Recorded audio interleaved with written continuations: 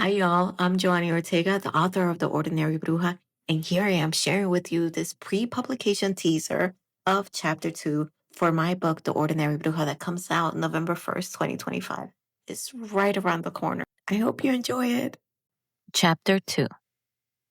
Seeing Delgada reopen old wounds and brought back every failure and every disappointment she'd ever buried deep. She vividly remembered the day Delgada had mocked her in gym class, how the laughter had echoed through the locker room, making Marisol shrink into herself. How was it fair that her tormentors thrived, that their lives were effortless and perfect, while she struggled just to stay standing? By the time the end of her shift arrived, Marisol's jaw ached from holding a smile. The smell of cigar had made her so nauseous she couldn't think of dinner. Her stomach churned, and a familiar nausea twisted within her. But she knew she had done Kia wrong. She had seen Kia's eyes when she said it, and realized too late that her own words had cut deep. Marisol knew how much words could hurt. She lived it through years of bullying, but she'd been so caught up in her own pain, she hadn't seen she just hurt her best friend. Movies at my place? Marisol asked Kia as they cleaned up. Sure, Kia replied lightly, rearranging a stack of cups. She paused, glancing carefully at Marisol. Hey, are you really okay? Delgada always rattles you. Marisol hesitated, considering how to respond honestly without breaking down. I'll be fine, she finally said, forcing a small smile. You know me. I always bounce back. Kia's expression softened. Yeah, but you don't always have to bounce back alone, Mari. Marisol felt a lump in her throat, but managed a nod. Kia gave her shoulder a gentle squeeze before returning to her tasks. Marisol watched Kia move confidently behind the counter.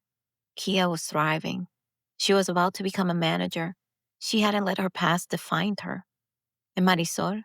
She wasn't even at square one. She was something closer to a -5. As Marisol wiped down the counter, a cold draft brushed past her, rustling loose napkins that fell across the floor. Goosebumps prickled her arms, and she glanced nervously around the cafe.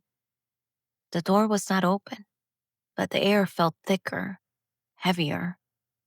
The pungent scent of a cigar invaded her senses again, interrupting her thoughts. Okay, that's enough. Who's ever smoking needs to stop because it's gross and I'm nauseous. Who's been smoking? Marisol asked, wrinkling her nose in disgust. No one? Kia glanced around, puzzled. Why? You don't smell that? Marisol asked, turning towards her friend.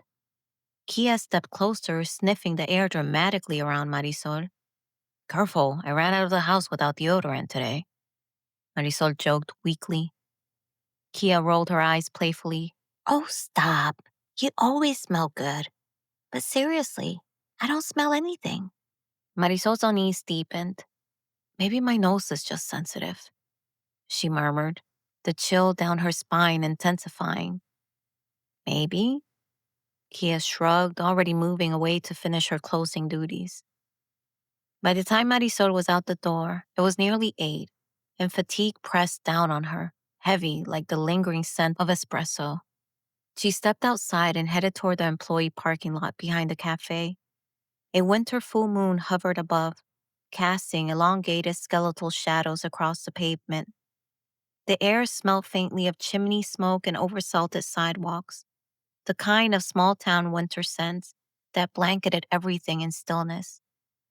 Main Street looked like a Pinterest board come to life, lined with all-American storefronts, each one trimmed with wreaths and seasonal decorations. The houses just beyond followed the same script, as if they all hired the same interior designer. Everyone, except her family. From where she stood, Hallowthorn Hill shouldn't have been so prominent. It was, after all, partially blocked by buildings and far enough away to be easily ignored. But it dominated her vision, dark and persistent, as though it had shifted closer to her, demanding attention. Marisol hated that hill as deeply as she feared it. She hated the way people treated it like a casual hiking trail, as if it wasn't private property, steeped in a silence that never felt empty. Every shadow Hallowthorn Hill cast seemed to whisper warnings her mother had given her. It reminded her of echoes of family legends she dismissed as fairy tales. Even its silhouette made Marisol pause. She often wondered why the hill stirred those kinds of reactions in her, but she never thought about it for long.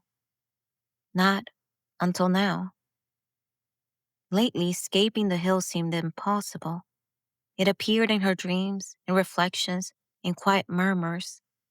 But today, it loomed large, close, watching, like it had been waiting for her. Ooh. What did you think? Stay tuned for chapter 3, which will come out soon. And if you like what you hear, don't forget to like, subscribe, and comment so that way you can get the next 2 chapters of this teaser. But also, don't forget that The Ordinary Bruja is available for pre-order now. So you can also pre-order the book and have it sent right to you on November 1st when it releases. All right, see you soon. Bye.